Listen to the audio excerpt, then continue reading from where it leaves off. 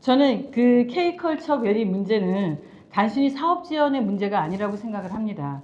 이것이 고양 시민이 얼마나 신뢰를 오랫동안 반복해서 문제 제기를 하게끔 만들어 온 문제인지에 대해서 먼저 생각하는 것이 필요하다고 후보로서 생각합니다.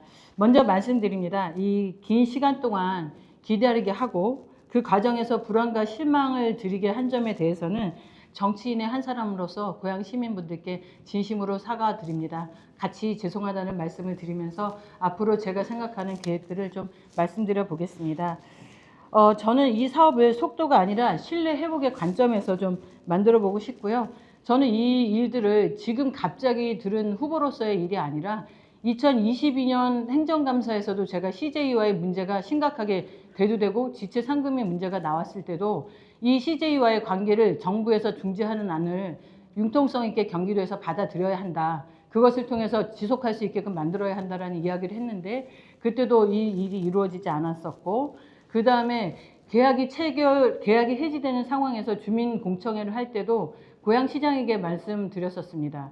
고양시에서 한류천 설계를 다시 변경하느라고 CJ가 사업을 못하게 된 시간이 또 지체된 것으로 CJ의 그 공사 기간이 지연될 수밖에 없었습니다.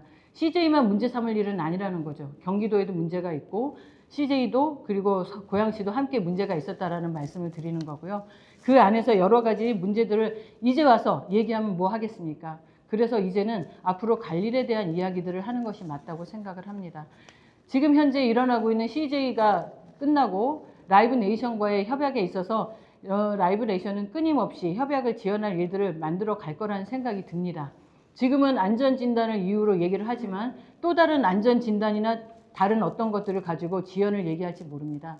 그래서 저는 라이브 네이션이 하고 있는 안전진단에 대한 점검을 경기도가 아예 그 옆에 CJ가 마지막 마무리해야 되는 AC 부지, 상업 부지조차도 함께 안전진단을 해야 된다라고 경기도에 강력하게 요청할 생각이고요.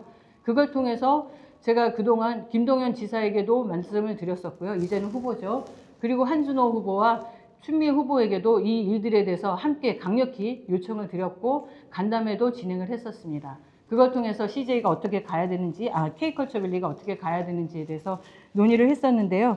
저는 오늘 이 약속들로 먼저 말씀을 드리겠습니다. 저의 약속 몇 가지를 말씀드리겠습니다. 고양 아레나는 첫 번째로 명칭을 변경해야 됩니다. K컬처밸리라고 했다가 아레나라고 했다가 경기도, 고양시 그리고 전국에서 일어나는 아레나가 아니라 명칭을 정확한 고양시 브랜드로 만드는 것이 필요합니다. 고양 아레나로 명칭 변경하겠습니다. 이 부분부터 조속히 시행하겠습니다. 두 번째, 사업의 연속성을 확실히 확보하겠습니다. 경기도 공무원들 다른 지역으로 다른 부서로 이관되지 않도록 끊임없이 연장해서 일할 수 있도록 하는 구조 경기도에 요청하겠습니다. 그리고 세 번째로 인허가 문제와 협력 차질을 신속히 해결하고 패스트 트랙의 행정 절차를 도입해서 계획된 일정 내에 완공하도록 하겠습니다. 네 번째, 투명한 정보 공개 및 소통과 시민 의견을 반영을 위해서 민간합동 협의체를 상설 운영하겠습니다. 다섯 번째인데요. 광역교통망과 호텔 부지 등의 인프라를 확충해서 필요한 재원을 확보하고 중앙정부와 경기도와의 협력을 이끌어내겠습니다. K컬처밸리는 단순한 지역사업이 아니라 대한민국의 문화사업을 여는 미래에 여는 관문입니다. 저는 이 사업이 반드시 완수하여 고양시의 새로운 도약을 실현하도록 만들겠습니다. K컬처의 나머지들은 제가 만들겠다고 했던 영상밸리와 그리고 영상문화단지에 있는 K스튜디오 등을 통해서 함께 번영할 수 있는 관광 산업의 하나로 만들어 가겠습니다. 여기까지 하면 30초 더 쓸 수 있나요?